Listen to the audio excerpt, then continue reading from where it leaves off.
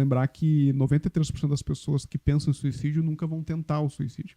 93. E isso, só 7% das pessoas que de fato vão migrar da ideação para uma tentativa. E, tanto depressão quanto ansiedade dependem muito da criação. Tá? Não dar palmada, de que palmada faz mal, não tem fundamento científico. Um pouquinho pior todo mundo ficou. Quem estava em cima do muro caiu. Tá? Quem estava super bem ficou um pouquinho pior. Hoje o Eu Podcast recebe o doutor psiquiatra Rafael Moreno. O assunto não poderia ser outro, né? A não ser as consequências que a enchente trouxe, mas além disso tem muitos temas, muitos assuntos que a gente pode abordar, perguntas importantes sobre, né, como lidar com a depressão, como lidar com a ansiedade, né, como criar os filhos para que não sejam tão dependentes, tão doentes, que a gente tem visto em uma geração de muita gente doente emocionalmente. Como é que tá, doutor? Obrigado por ter aceito o convite e vir aqui para o Eu Podcast. Perfeito. Então, obrigado aí pela oportunidade. A gente já se conhece faz tempo aí, já estamos na parceria há algum tempo. E é sempre bacana estar podendo conversar, trocar ideias, né? A gente acaba, como psiquiatra, estudando bastante, né, os temas relacionados à saúde mental.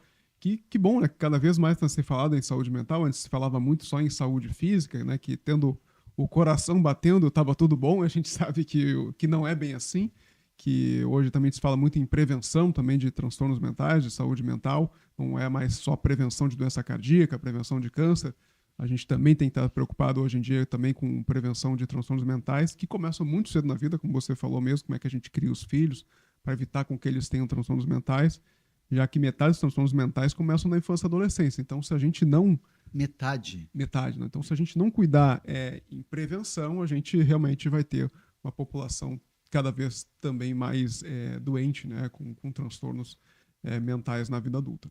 Doutor, como o programa diz, o nome diz Eu Podcast, quem é o doutor Rafael Moreno, casado com quem, tem quantos filhos, quem é esse médico que a gente vai conversar agora? Tá certo, nasci em Rio Grande, meus pais vieram do Rio de Janeiro, são cariocas, então na verdade fui feito lá em Rio de Janeiro. Meu pai sendo militar, a gente veio para Rio Grande em função de transferências, né, da vida militar. Nasci, fiquei pouco tempo em Rio Grande, logo fui para Porto Alegre, então digamos que sou porto-alegrense, assim, me criei em Porto Alegre, tem mais 2 irmãos mais novos, né, o Manuel e Natália, tá? Meu irmão é médico, minha irmã é administradora, e crescemos lá em Porto Alegre, no bairro Jardim Botânico, na grande maioria da minha infância e juventude. A gente se mudou algumas vezes na infância em função de questões de treinamentos do meu pai, né, em função do exército, mas a maioria do tempo a gente passou em Porto Alegre e a maior parte do tempo também estudei no colégio de aplicação. Então, é um colégio também que formou muito da minha personalidade, é um colégio da URGS, né? Então a gente tinha muita proximidade, né, com os professores que eram da universidade, professores que hoje montaram bons cursinhos, o Mótula, né, um dos cursinhos que tinha muito professor, que era também meu professor de colégio, então tive uma educação bem diferenciada, mesmo sendo pública. E o colégio de aplicação, a gente tinha muito contato com arte, com esporte, não era só matéria, contato com todas as classes sociais, isso era muito importante, né? Acho que isso moldou bastante assim, na minha personalidade.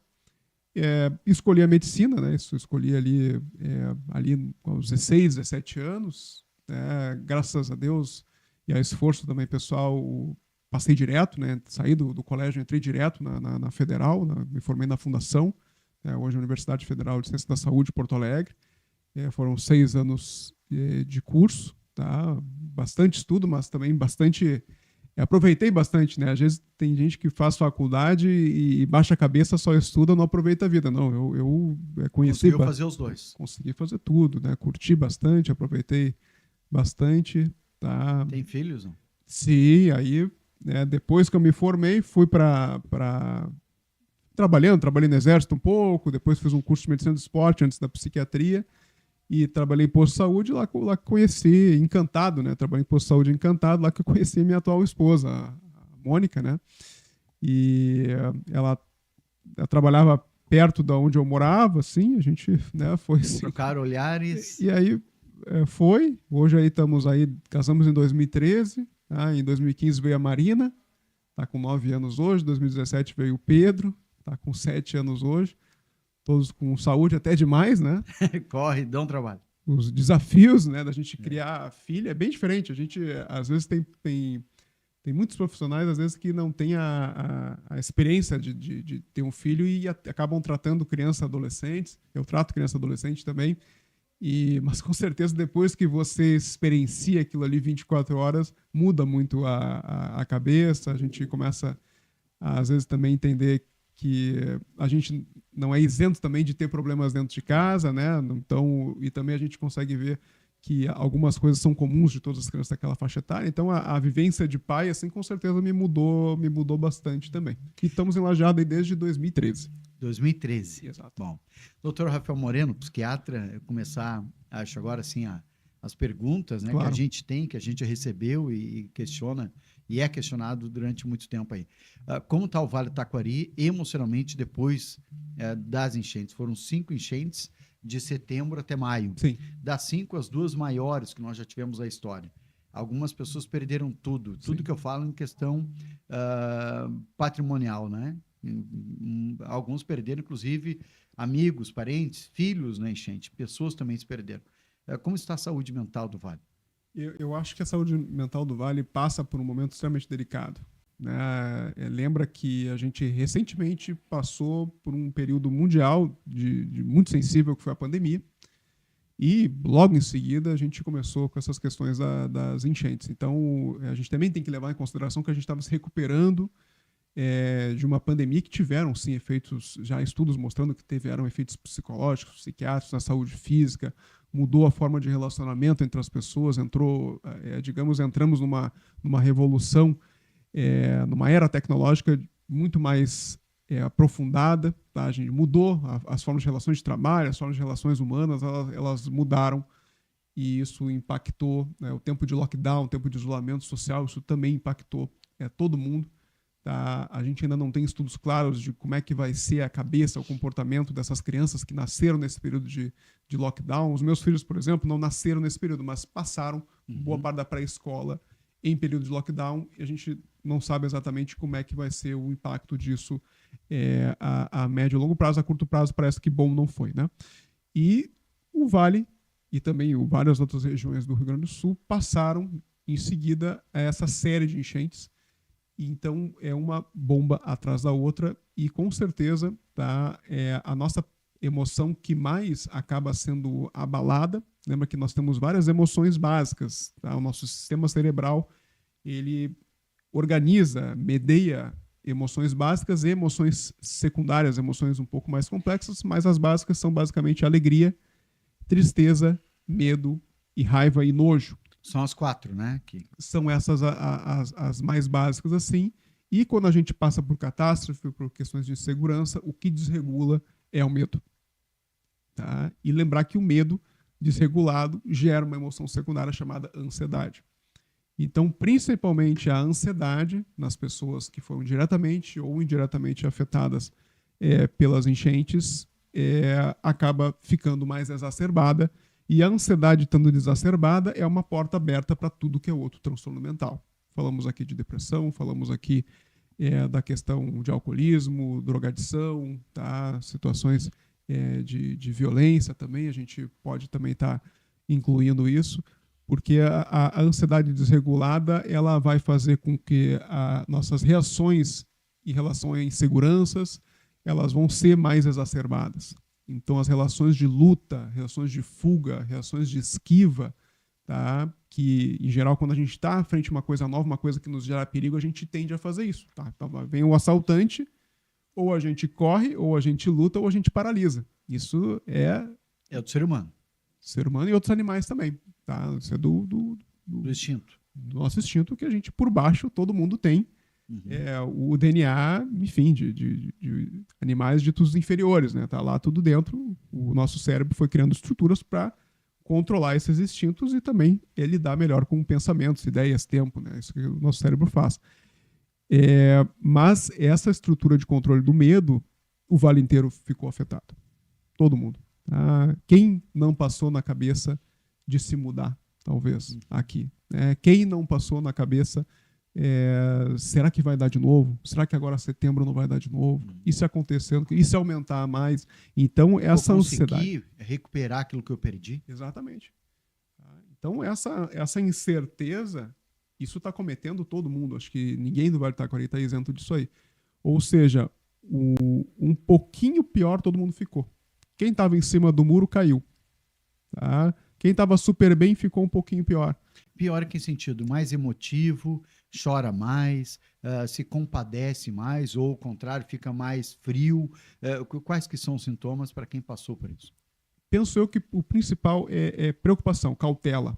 Tá? Eu acho que as pessoas, todo mundo começou a ficar mais cauteloso, tá? Principalmente envolvendo questões financeiras. Né? Então, a gente vai construir alguma coisa, vai abrir um negócio, vai manter, vou ter mais filhos. Então, eu acho que a ansiedade faz isso. Né? Um indivíduo muito ansioso, né? Que é aquela piada, né? Que a pessoa foi atravessar a ponte e se preparou toda para atravessar a ponte sozinha, a ponte caiu, tá? E a ponte era só para uma pessoa e ela se questionou por que caiu. Não, é que uma pessoa prevenida vale por duas, tá? A ponte era só para uma. Então, todo mundo, né, com ansiedade fica mais precavido, fica mais ansioso. Mas isso não é bom, doutor? Eu fazia talvez muita coisa de maneira automática e agora eu penso mais onde eu vou investir, onde eu vou construir. Isso não tem um lado positivo também, não? Ou não? Como médico, o senhor diria? Tem algum lado positivo. Tá? Tem algum lado positivo. Mas lembrar que a cautela faz a gente arriscar menos, tá? E isso, teoricamente, faz com que a economia também fique mais inibida. Isso é importante. Socialmente também as pessoas acabam ficando mais inibidas. Tá? As relações acabam ficando mais, digamos, frias, mais controladas, tá? Os movimentos são reduzidos. Tá? A cautela nos faz isso, a cautela faz a gente se movimentar às vezes menos e pensar mais. É que nem a história do motociclista, né? Eu vou sair para uma viagem de moto, não, mas posso me acidentar, então não vou de moto, não vou de carro e passo o resto da minha vida sentado na frente da TV. Então, às vezes, o ser prudente é bom, mas prudente demais também não. Exatamente, né? Exatamente. O excesso de cautela, ele paralisa o indivíduo. E então, isso pode estar acontecendo no Vale do Taquari? Pode estar acontecendo. Pode estar acontecendo em geral com as pessoas, né? E aí, num certo grau, mais preocupações, tá? Acho que o sono da população também, se tu tá mais preocupado, o teu cérebro fica mais difícil de desligar de noite, certo? Então, a gente acaba dormindo pior, começando o sono pior, às vezes acordando no meio da noite, pensando como se estivesse trabalhando no meio da noite. Então isso pode acontecer. Se a gente não dorme bem, que a gente vai ficar no dia seguinte cansado. Então a sensação de cansaço também vai ser pior. Cansada, a pessoa não vai conseguir também ter um raciocínio bom. Não rende tanto. A mente fica mais lenta. Tá? Então, é muito comum o indivíduo estar começando a ficar ansioso, ele começa a ter uns apagões, uns brancos. Às vezes acha até que tem Alzheimer, né? Mas, pô, tu tem 30 anos, não vai ter Alzheimer, né? Bom, aquele que está nos acompanhando agora talvez pense, mas para mim a vida ficou normal. Para o meu pai, que perdeu tudo, para o meu familiar, o meu amigo que perdeu tudo. Quais são alguns sintomas de que a pessoa mudou? Sorri menos, dorme menos? Quais são alguns sintomas para quem está acompanhando tenha como alerta? Claro. Eu acho que esses sintomas de ansiedade, de estar mais preocupado, insônia, cansaço, apagões na mente, mais tenso. Apagões na mente? No caso, a pessoa começa a ter uns brancos, assim, na memória. Tá? Então, deixa uma coisa lá na cozinha e onde é que eu deixei mesmo aquela coisa? Nem se dá conta. Nem se dá conta, né? Porque a pessoa está pensando em outra coisa e fica mais avoada, digamos assim. Tá? Então, isso é uma disfunção cognitiva, muitas vezes dá problema de memória. A pessoa acha que, às vezes eu recebo muito paciente achando que tem déficit de atenção e na realidade é ansiedade. A pessoa está preocupada lá na frente e esquece do presente, aí que fica voado, né? Não acaba, às vezes, até batendo o carro porque está pensando em outra coisa. Sim. Tá? Então, esses são sintomas de ansiedade que a gente tem que estar atento. Num grau um pouquinho mais avançado, sim, o indivíduo começa a ficar deprimido, aí começa a perder a vontade, perde o prazer de trabalhar, perde o prazer das relações, vai ficando mais isolado, tá? Vai perdendo também aquele gostinho da vida, da esperança, das coisas vão mudar, as coisas vão melhorar. Às vezes até a própria valia da pessoa, a pessoa passa a ter, que a gente chama de desvalia, né? Começa, eu não valho tanto mesmo, né? Daqui a pouco se eu morrer, já estou meio velho, né? Os filhos já estão criados, já a pouco tá... Se eu morrer, tá bom. Então a pessoa começa a não se dá mais o valor. Não tem mais esperança. Não tem mais esperança, não dá mais valor, já toda missão cumprida, eu sou já um peso, não estou trabalhando muito bem, nunca fui um sucesso, a pessoa vai vendo só a parte ruim dela. Tá? Então, isso aí já são sintomas depressivos. Num caso mais extremo, aí a gente vai ver os comportamentos suicidas. E outra preocupação também que a gente tem que ter é que, às vezes, para lidar com esses sintomas, as pessoas se automedicam com drogas. Então, a gente vai falar que começam a fumar mais, começam a beber mais, tá? E começam também a usar drogas mais, principalmente os jovens. Então, para lidar, né? Tá, eu estou cansado, vou usar uma droga estimulante. Estou muito tenso, vou usar uma droga relaxante. E o que a gente vê hoje, o padrão do jovem usuário de drogas não é mais um padrão antigo, né? O Woodstock, eu só uso maconha. Tá? Ou um padrão, sei lá, mais Califórnia, Miami, né? Eu só uso cocaína, né? Ou o indivíduo lá mais boêmio, eu só uso álcool. Hoje a gente brinca dos Total Flex, né? A gurizada hoje usa tudo mais os sintéticos, né? Que são as Nexas e LSDs, enfim, cada ano tem uma coisa nova, né? Então, muitas vezes isso é uma forma de lidar com sintomas psiquiátricos. É uma fuga. É uma fuga, um remédio que tem muito mais efeito colateral, que são as drogas, né? E não é só uma questão de vício. Então, fui influenciado porque meu amigo usava e tal. Lá pela Santa, eu fui atrás porque percebi que eu precisava de alguma coisa, é isso? Exatamente, exatamente. E a disponibilidade hoje é muito alta, né? Sim, hoje a pessoa, querendo, ela vai conseguir, né? Então, hoje, se a gente parar a pensar, a nossa região aí nós temos muita problema, né? Enfim, de combate ao narcotráfico, né? Então, a disponibilidade é uma coisa que não é uma dificuldade. Né? Doutor, nós falamos de ansiedade, o senhor falou agora há pouco depressão. Gostaria que passasse a diferença da ansiedade e da depressão. Claro. E falo isso já, o senhor tendo comumente, eu estive lendo, alguns especialistas dizem, inclusive, que a ansiedade é muito mais uma coisa nossa, que nós criamos e que, para muitos, ela nem existe. E que tem, sim, a depressão, que aí é doença, que precisa ser tratado, precisa ter remédio. A ansiedade às vezes, o puxão de orelha do pai resolve. O que o médico, psiquiatra fala a respeito disso? Não, ambos têm sintomas em comum. Tá? A ansiedade e a depressão, elas, digamos, são dois círculos que têm no meio um conjunto em comum. Tanto que praticamente metade dos pacientes que têm ansiedade vão ter depressão e vice-versa. Metade dos pacientes que têm depressão vão ter ansiedade, às vezes começa com ansiedade, vai para depressão, às vezes começa com depressão, a pessoa vai para ansiedade. Então, e no cérebro é muito parecido. Tá? Na depressão, a gente tende a ter um pensamento mais voltado para o passado. Então, a gente fica se culpando de coisas que a gente fez de errado, culpando de coisas que a gente não fez. Então, a gente tende a lembrar mais do passado, ficar mais com a nossa atenção mais para memórias ruins, em geral, do passado. Depressão. Depressão, tá? A pessoa tende a essa. Ao contrário, tá? Na ansiedade, a gente tende a ficar focando no que não aconteceu ainda, nas preocupações. No futuro. No futuro, em geral, de uma forma ruim. Tá? O indivíduo está sempre pensando no futuro, mas uma coisa boa, não necessariamente é ansiedade, às vezes é otimismo. Que é bom. Quando o cara é muito otimista, a gente vai pensar em outro transtorno que é bipolar, que os bipolares, eles não conseguem medir risco. Meu, quanto transtorno, rapaz, tem a nossa mente, né? Tem. É aquela coisa, o equilíbrio que é o ideal, né? Se você exagera em alguma coisa, tá? Vai pensar em transtorno, que nem colesterol, glicose, cintura abdominal, peso. O cérebro é muito parecido. A gente, às vezes, antigamente se pensava que se confundia cérebro com alma, com espiritualidade. Na verdade, o cérebro é um órgão como qualquer outro.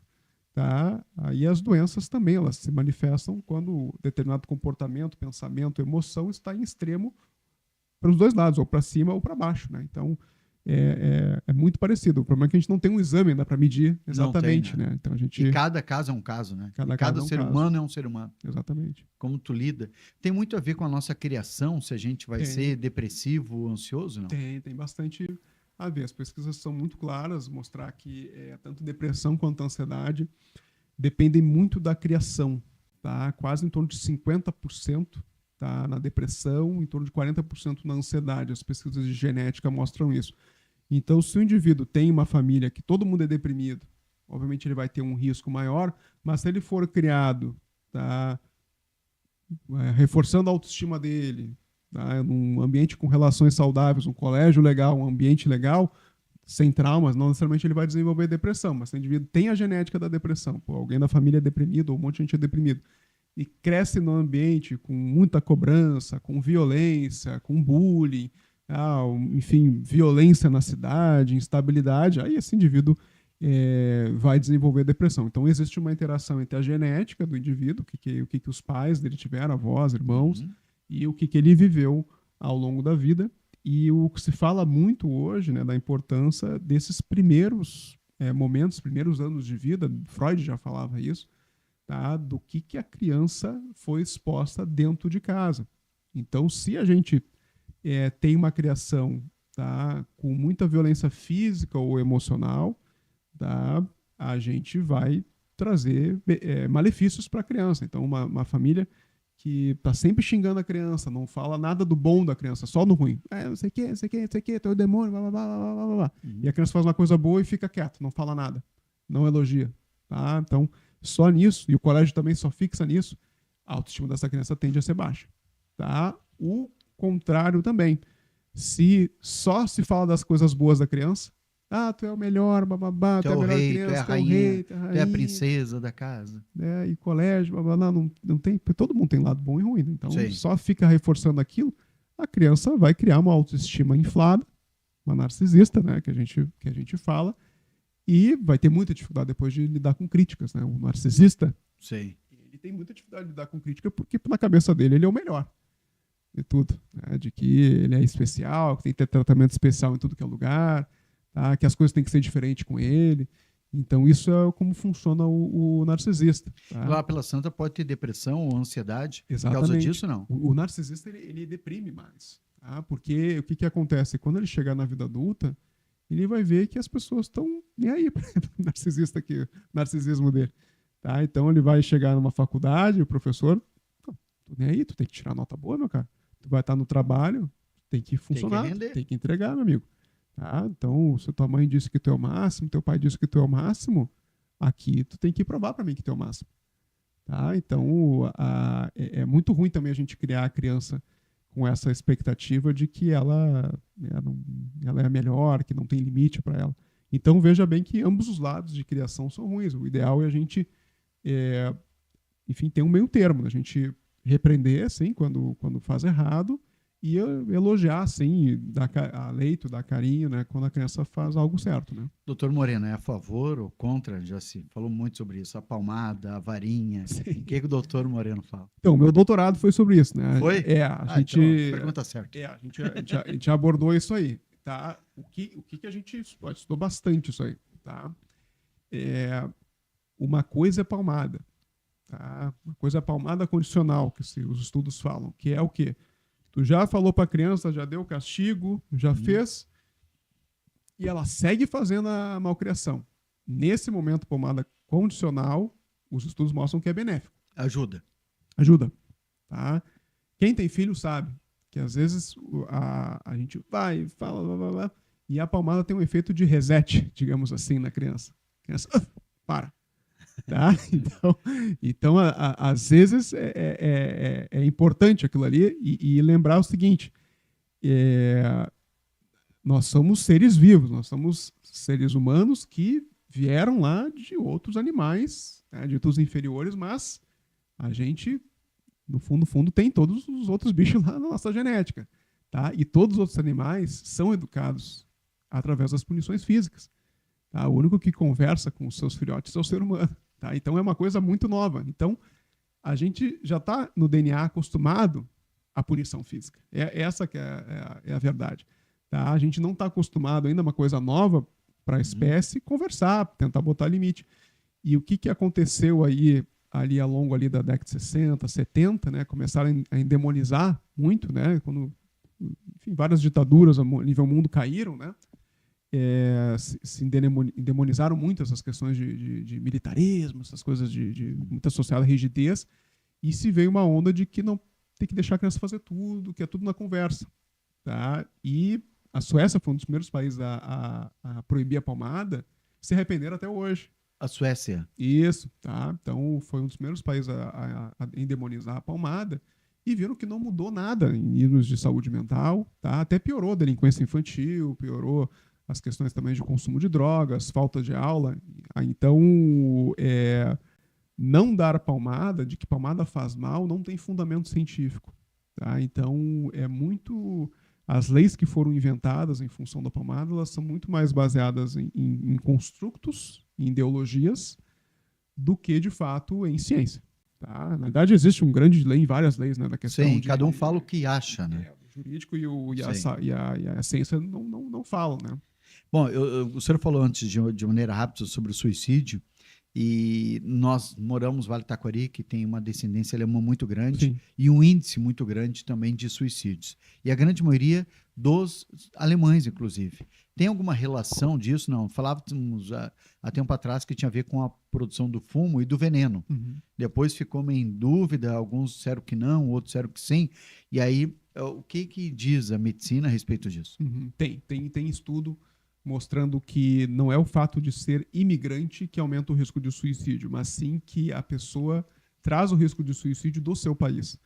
E até hoje na Alemanha o índice de suicídio é superior ao do Brasil, é superior ao da Alemanha, é superior ao de Portugal. Então a Alemanha já reduziu bastante as taxas de suicídio em função das políticas públicas adotadas lá, mas ainda tem muito suicídio, certo? Então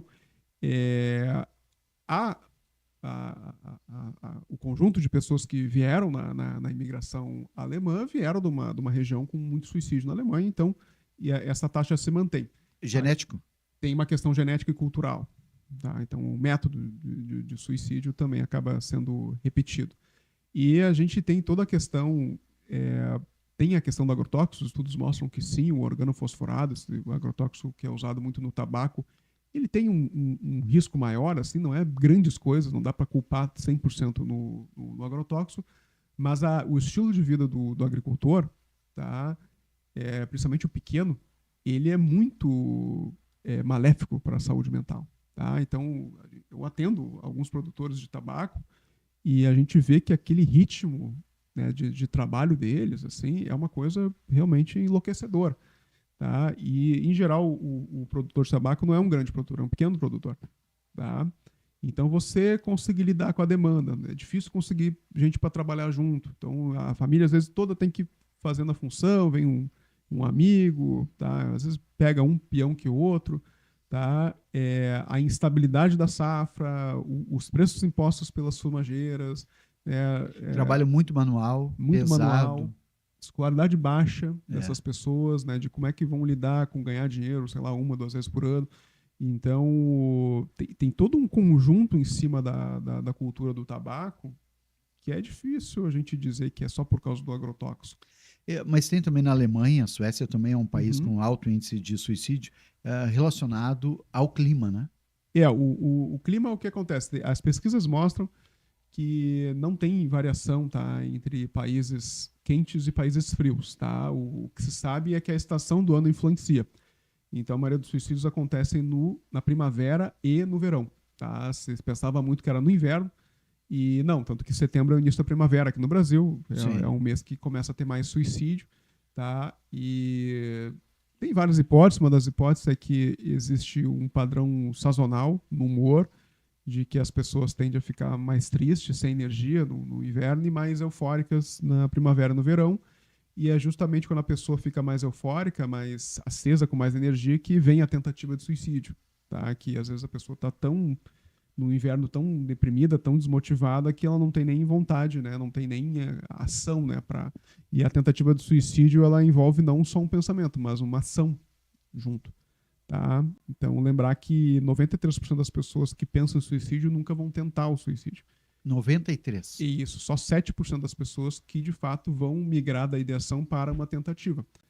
E desses 7% de pessoas, a gente vê que muitas têm características de impulsividade, de uso de substâncias, de mais agressividade, que é o que a gente precisa, tá? A gente precisa para tomar uma ação, né, em relação uma tentativa de suicídio. Então, a maioria fica só a nível de pensamento. Que bom. Que bom, né? Que é assim. Bom, Agora, a respeito de tudo que nós falamos, a saúde, né, do Vale. Se nós compararmos a saúde que nós temos hoje, né, aqui na nossa realidade, Vale do Taquari, com 20, 30 anos atrás, não se ouvia falar em depressão, não se ouvia falar em ansiedade. Nós agora temos estudos que dizem isso ou nós éramos menos doentes no passado? Os estudos estão mostrando que alguns transtornos mentais estão aumentando, tá? Então, ansiedade, sim, está aumentando. Não é um número drástico de aumento, tá? Isso é importante de se dizer, tá? Não Ansiedade é a preocupação com o futuro, né? Isso, a pessoa ter aquela insônia, preocupação excessiva, ficar tenso, dar uns apagões na cabeça, sensação de sobrecarga. Isso sim tá aumentando alguma coisa e está começando cada vez mais cedo. As crianças e os adolescentes estão cada vez mais ansiosos, isso as pesquisas mostram. Mas assim, não é aumento de 100%, 50%, é um aumento pequeno, discreto, tá? Depressão não existe uma clareza, tá? Se de fato está aumentando ou não, tá? E alguns transtornos do desenvolvimento infantil estão aumentando, principalmente autismo, tá? Autismo realmente está aumentando, mas não necessariamente tem a ver com pandemia, com as questões das enchentes, né? O que está mais sendo associado atualmente o aumento do autismo é em função da idade que os pais estão decidindo ter filhos, tá? Então, você sabe que quanto mais velho, maior chance dos nossos gametas, dos espermatozoides ovos, ter problemas genéticos. Essa é a explicação.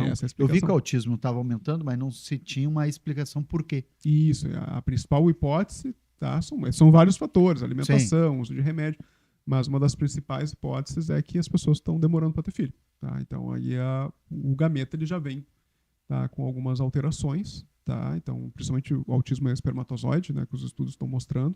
Tá? Então, se mostra, por exemplo, um pai de 35 anos já tem 8 vezes mais chance de ter um filho com autismo do que um pai de 18. Então, não é pouco. E a população hoje, ela mudou, né? Antigamente, tu tinha filhos, tu vivia junto mais cedo e constituía uma família.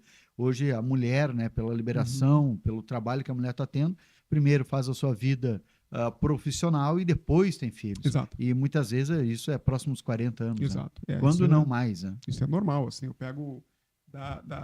exemplo assim, da minha turma do colégio. Acho que metade não teve filho, tá? E da outra metade, assim, boa parte está tendo filho assim na casa dos 35, 40. Tá? Então, virou o novo normal, assim, começar essa questão de pensar em maternidade e paternidade a partir dos 35 anos. E o que prejudica nos filhos isso? Porque lá pelas tantas, o pai tem um filho com 40 anos. Quando Sim. o filho tiver 12... né, 13 anos, na hora de jogar futebol com os amigos, o pai não pode nem mais acompanhar muitas Sim. vezes, né? Isso prejudica a saúde emocional dos filhos, não? Da mulher também, né? Da menina. Olha, eu falo mais como pai agora do que como cientista, como médico, tá? Poxa, eu tenho 42, né? O Pedro tem 7, a Marina tem 9. Né? O Pedro que exige mais essa questão de ativo, que ele joga, inclusive, muito bem futebol, tá? E olha que o meu joelhinho esquerdo já está meio ruim, né? O cara já chega cansado do trabalho. Então, a parte física com certeza pesa, né? Então, a minha filha de 9 anos eu já não consigo aguentar muito bem ela para levar no colo. Né? Sim. Né? Então, poxa, subir uma escada com uma criança de 32 quilos no colo. Então, com certeza, na parte física, isso vai ter um impacto, tá? E também se tu tá muito estabelecido já no emprego, né? Então, às vezes, tu já tá com uma carga horária muito cheia, é uma coisa que tu vai trabalhar hoje em dia, no mínimo, até os 60, 70 anos. Tu tem que colocar na agenda aí quando que tu vai estar com os filhos, e não pode ser só de noite. Às vezes, né? Tu vai lá só botar a criança para tomar banho e dormir. Então, e final de semana fica o dia inteiro com a criança deixando ela fazer o que ela quer. Tá? Então... bem isso. Então, isso vai impactar. E hoje, lembrando também que os pais mais velhos, eles não estão tendo 2 filhos. Então, a criança acaba vivendo num ambiente em que ela é única. Às vezes vai ser o neto único também.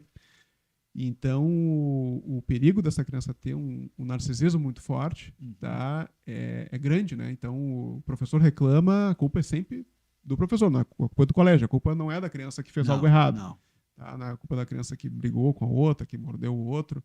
Né, que tirou uma nota ruim, né, porque ela não estudou, porque o colégio não ensinou. Então, existe muito esse risco, tá, da gente, por não ter tempo, a gente tem que trabalhar, a gente tem que estudar, tá? De terceirizar a questão da educação e botar a culpa no outro para tudo, né? E aí depois, enfim, depois tu vai ter que, quando for adolescente, adulto, gastar aí com um psicólogo, psiquiatra, né? Esse tipo de tem Então, tem que ter impactos, com certeza. Assim como tem impacto ter filho na adolescência, né? Também tem vários impactos, né? Muito cedo ou muito tarde vai ter impacto. A lei da compensação, mas acho que a gente vai ter que falar isso em outro programa. Uhum. Como geralmente, né, o mais gordinho é o mais simpático, né? A menina mais bonita, o cara mais bonita é o mais antipático, o mais baixinho é mais invocado. Nós vamos ter que falar sobre a lei da compensação do ser humano outro dia. O que o senhor acha? Claro, pode ser, doutor? Podemos falar. Doutor, obrigado, viu, pela presença aqui no Eu Podcast. Beleza, obrigado aí de novo, Joel, a equipe toda que está por trás aí desse programa, e estou curioso aí para ver como é que vai ficar o podcast. Vai ser legal, muito bom. Pessoal, pode compartilhar, deixar inclusive sua pergunta, né, para que a gente possa trazer o Dr. Moreno em outra oportunidade, falar sobre outro tema, da saúde mental. Precisamos muito, né? O senhor falou logo no início, a gente está vivendo mais tempo, né? A média de vida, a expectativa de vida nossa está bem maior do que era em 1950, por exemplo, com 50 anos, né? Mas não adianta só termos saúde física, precisamos melhorar a saúde mental. Deixa a sua pergunta aqui, doutor Moreno, a gente traz ele em outra oportunidade. Um grande abraço e até a próxima semana.